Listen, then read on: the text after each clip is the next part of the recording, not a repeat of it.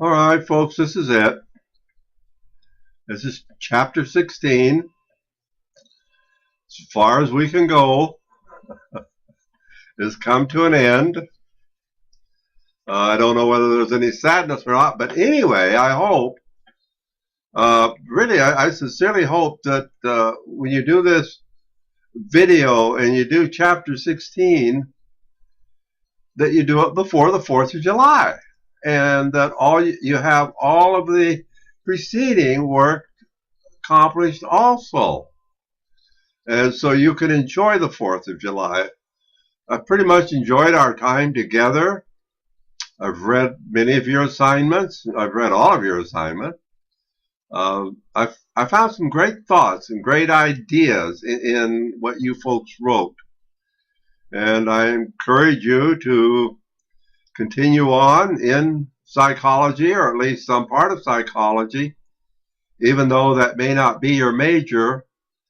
It's really important that we understand other people, and maybe even more important than that, understanding self. So the last chapter is about social psychology, and this is kind of interesting because some of it is overplayed. We have social psychology, and it's how individuals act in a group of people or when they are around people. In other words, we'll say that a person is out jogging, and they're jogging along at a certain pace. From time to time, this holds true. If they notice, or if the individual notices a group of people watching them, they will probably jog a little bit faster. Why should they jog a little bit faster? What is happening? The one that I'm always kind of interested in is, a bunch of fellas sitting in a room. It can be old duffers. You can call it whatever you want to.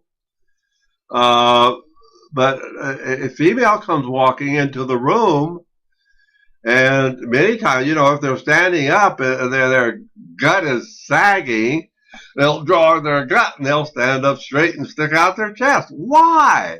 Well, this are some of the questions that are asked in social psychology. Now, sociology differs a little bit, and I imagine that someone would come along and say, oh, no, that's not it at all. But anyway, social psychology looks at the individual in relation to a group of people and how their behavior may change. Sociology looks at the group of people. How are people different in the South and the non-South? So that's how they're looking at individuals. We have this woman, Kitty Genovese, who was going home from work late one night. This was in New York. And she heard some footsteps come up behind her. And it was a person. And this person attacked her and stabbed her. And she stabbed her twice. And she started to scream. And individuals heard the scream. Living in the apartment houses heard the scream. Turned on the lights. Lifted up the curtain. Now here's something that is a little bit interesting.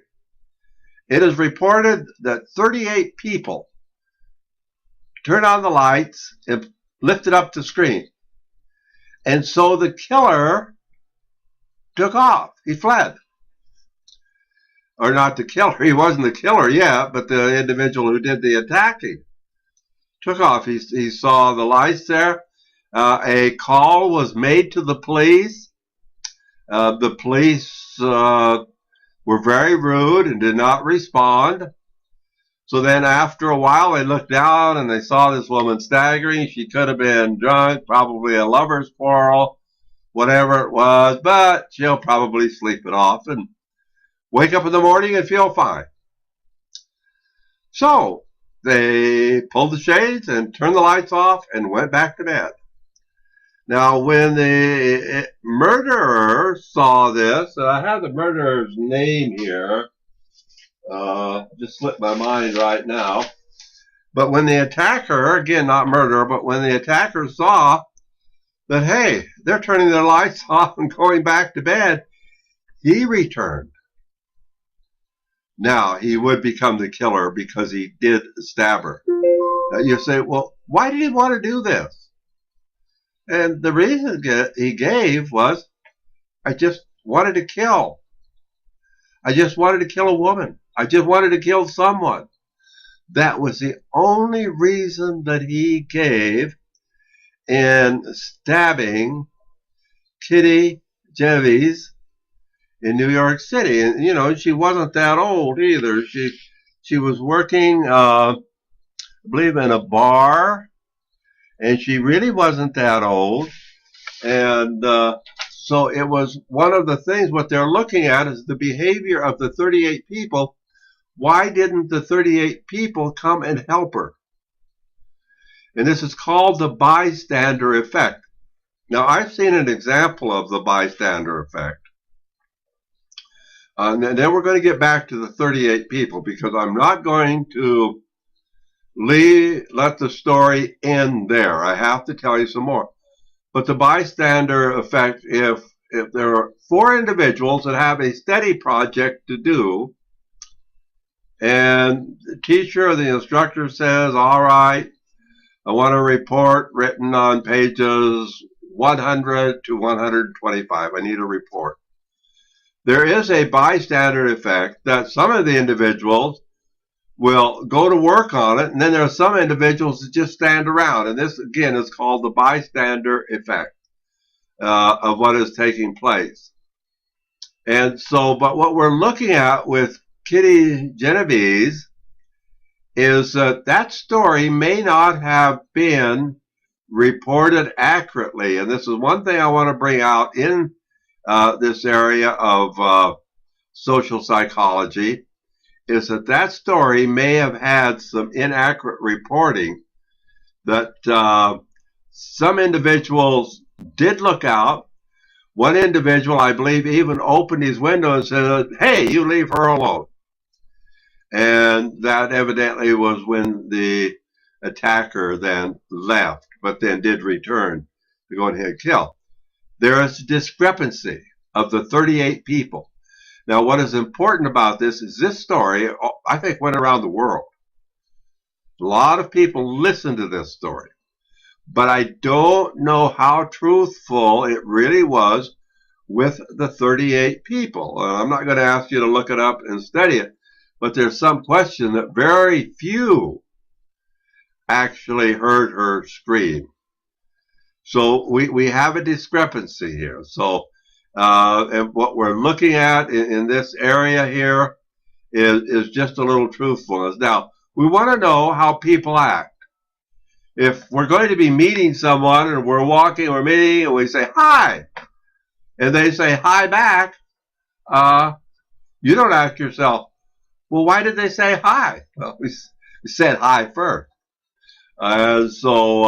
But if a person went by, said hi, and the other person just gave them a real sour, foul look, a person might question it. Now, supposing you're sitting in a restaurant, and it's breakfast. It's breakfast time.